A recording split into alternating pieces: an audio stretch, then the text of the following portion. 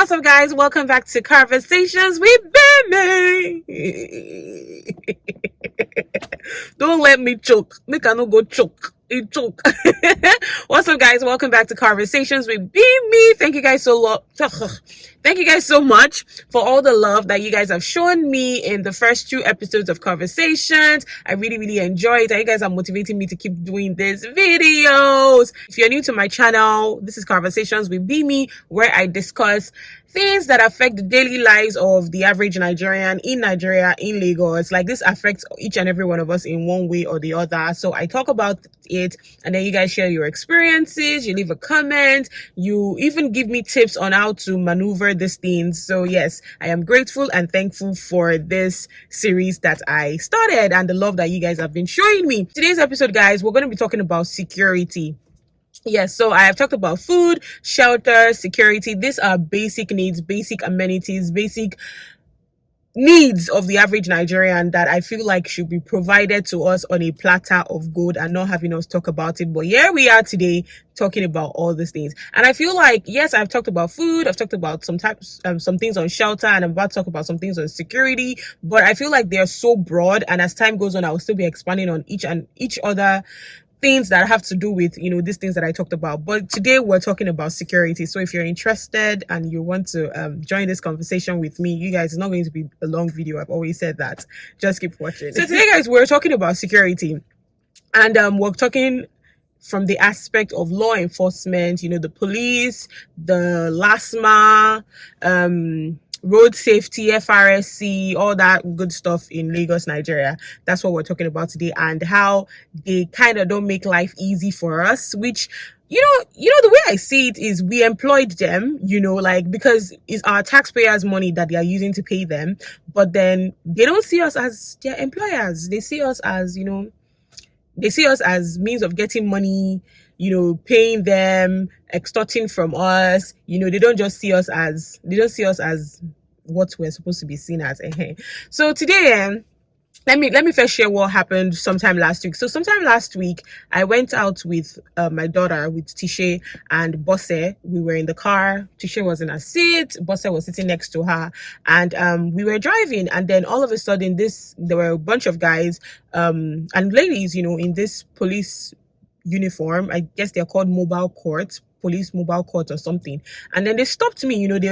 From afar, they were like, "Oh, just stop." And me, I'm a law-abiding citizen, because I saw others that they were trying to stop and they almost ran them over. Like, they just kept going. But me, I stopped because, when you know that you have all your papers, you have all your documents, you don't fret. Like, okay, no problem. I don't have a problem. And I even have a daughter in the car. Most times when police stop me, or LASMA or whatever, once they see that I have a daughter in the car, they just say, keep going. In fact, yesterday at somewhere in Uyingbo, a policeman stopped me. And as I wound down, because I had removed my wig, and I guess, my cornrows, I was looking like a man, I guess. I'm guessing. So as I wound down, the guy was like, "Oh, I've been thinking I'm a man." Like, he was like, "Oh, he thought that I was a guy. I know they like to stop women at all. Oh yeah, be going. I just laughed and I just left, But anyway, so last week, so they stopped me, and, I parked by the side, and this guy comes up to, the side of my door, and I have learned from several experiences over the years. I've been driving in Lagos for, I want to say, about 5 years now. Yeah, so I have learned a lot. 2015 to now is about 5-6 years. So I've been driving in Lagos for about 5-6 years. So I have had my fair share of, they extorting money from me and the different gimmicks that they use. And so I was already, I was prepared. So I just wound down a bit. I don't wind down to the fullest, because I've had experiences where they put their hands into your car and they literally open the door, So from then I've learned that when they want to talk to me, I just wind down a little so we can hear each other, but you're not putting your hand inside the car. And I wound down, and the guy was like, "Oh, can I have your particulars?" Listen, I have all the particulars of my car. I have some that I stock up here so that and when he saw it, he just saw it already. He saw the car identification tag. He saw is this roadworthiness or whatever. I hung it there, but he still wanted to ask about it, which I didn't even have a problem with. So I have all my documents, and what I do is I keep my original documents at home and I make photocopies. So all my documents, I have 2 photocopies each in here, and I just put everything together and I staple them together. So once you just ask me to give you my document, I give it to you. So that was exactly what I did. I stapled it together, and when he asked for my document, I just gave it to him. And then he looked through, and everything was valid, because listen, car issues I don't like having with these police people. So he then looked through everything and saw that, my papers were complete. And then next thing he goes is, where's your driver's license? And I was like, okay, no problem. I ain't got no problem, because I have my driver's license. So I bring out my driver's license. Unfortunately, I did not have a copy of my driver's license. So yesterday I've made photocopies and I've kept in the car. But yes, as at that day, I didn't have photocopy. So he was like, can I have it? I was like, no, you're seeing it. Like, you're seeing that this is my driver's license. You're seeing the date. It is valid. He was like, can I have it? And I have learned that I am not giving you any original of my documents, because listen, when you give them your original driver's license, you give them your original particulars, then you're tied down. They start giving you stories upon stories upon stories, and you're tied down. You can't go anywhere. So that's why I've learned to give them photocopies, so that if you like stop from today to tomorrow, when I see way, I pass, I go. So I was like, I'm not giving you my driver's license. He was like, oh, are you telling me? And she was starting to get cranky. I was just like, boss, please let me hold my child. And this man didn't even see that I had a child in the car. Like, he saw, like, he wasn't bothered about it. And I was like, I'm not giving you my driver's license. No, you can see it. This is it. He was like, oh, park very well. We are going to Ikeja mobile court. We are going to mobile court because I did not give you my driver's license. No problem. I told him, yeah, let's start going to the mobile court.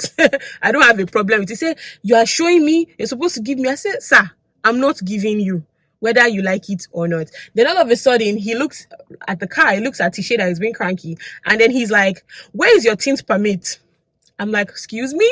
He's like, yes, this car is tinted. I was like, which part of the car is tinted? I don't know if you guys can see the window, but like the glasses in my car are not tinted. Like this 2 front is not tinted. The back ones are slightly tinted, and that was how the car came, factory settings like that, slightly tinted, because of when you have a child at the back, so that the sun doesn't get into them. It's not like the car came and I went to go and fix tint on the car. And I'd asked when I got the car that, did I need a tint permit? And most people were like, no, I did not need one. And he was like, so where is your tint permit? He didn't think of this before, but he was just thinking of other things. That's the thing with them. They start thinking of things to use to catch you. I've had people tell me, where's your fire extinguisher? And I have one. It's in the car. He was like, where's your tint permit? I was like, huh? That's how the car came. And it's not as if all the glasses are tinted. It's just this and this, and they are slightly tinted. It's not like, he was like, hey, we're going to mobile court. Well, this. I said, no problem. Enter car, yeah. Let's start going to mobile court. I don't have a problem with that. And then, so I have a friend that he's in the military. He's an officer in the military, and he's also a colleague. So most times when I run into issues like that, I just call him. And then I called him, and I was like, they said they are taking me to Ikeja mobile court or whatever. And he's like, he doesn't know anybody in that place, so that I should just give the guy 2,000, 3,000 naira and call it a day. See, that was the thing that pissed me off the most. I should give him 3,000 naira to bribe him for what? What exactly did I do?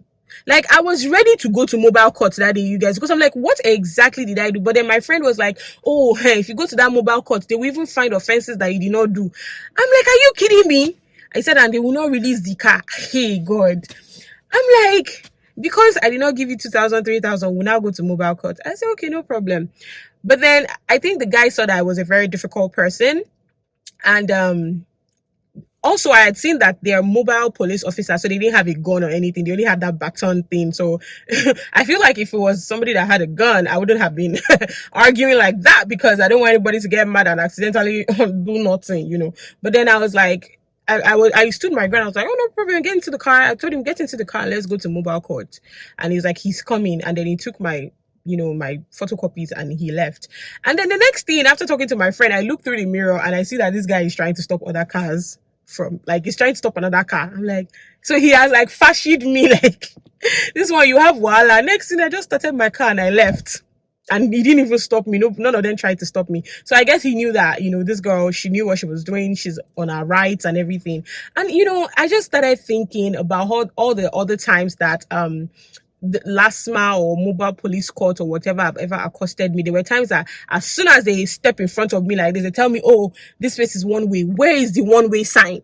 Where where is the one-way sign? That one-way sign is always missing. Always missing. There's no one-way sign. Or you step in front of me and you say, this is BRT lane. How? There's no line. How was it BRT lane? And then those days I start shaking. I start begging them with 5,000. Please, please, please. Nah, not again. Because now I know the rules. I know the places to pass. And I know that people still fall victim. I feel like even me can still fall victim at any time. But then that is why we are talking about it today. Like, they prefer doing things like that to extort money from you than actually doing their actual job. I feel like if you stopped a cop or if you passed a wrong way in the US or something, or in the UK, the cop will stop you and, explain things to you. They might give you a ticket, but at least you know that it's not just some guy trying to just extort money from you. Do you understand what I'm saying?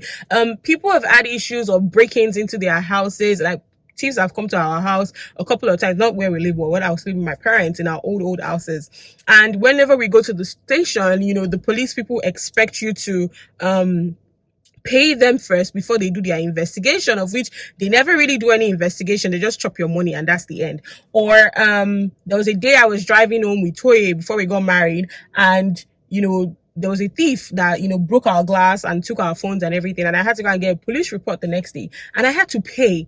I had to pay for the police report. I had to pay for them to get an affidavit because some of my documents were taken, and I had to do affidavits for them.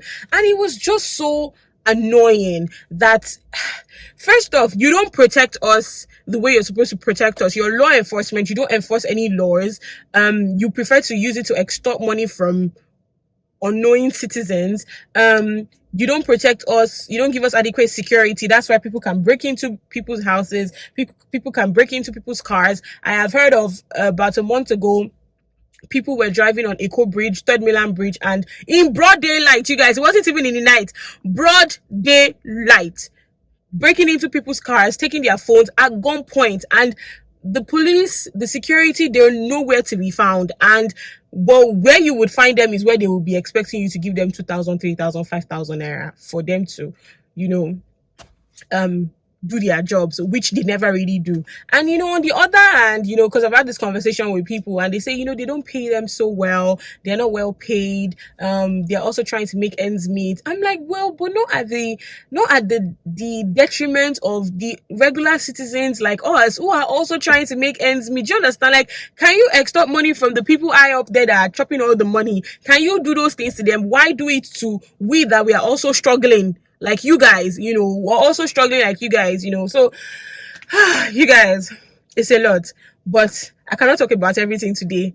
And I don't want the video to be too long. So yes, let me know what your experiences have been with law enforcement, with police, with LASMA, with FRSC, all those things. You guys that travel long distances, I really don't, but people do, and they come and share their experiences. Let me know how it works, what happens. I hear that they stop you almost everywhere on the road, like almost every checkpoint you have to pay somebody for what? For what? Pay for what exactly? Like, I don't get it. I don't get it. There's several times I've had road trips in the US, moving from one state to the other. I don't see no cops on the road that we have to pay, like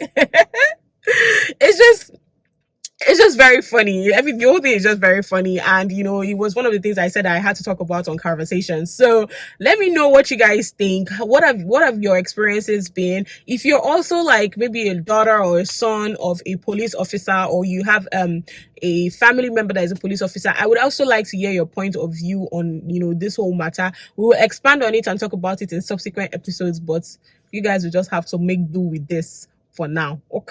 Okay, thank you guys so much for watching this episode.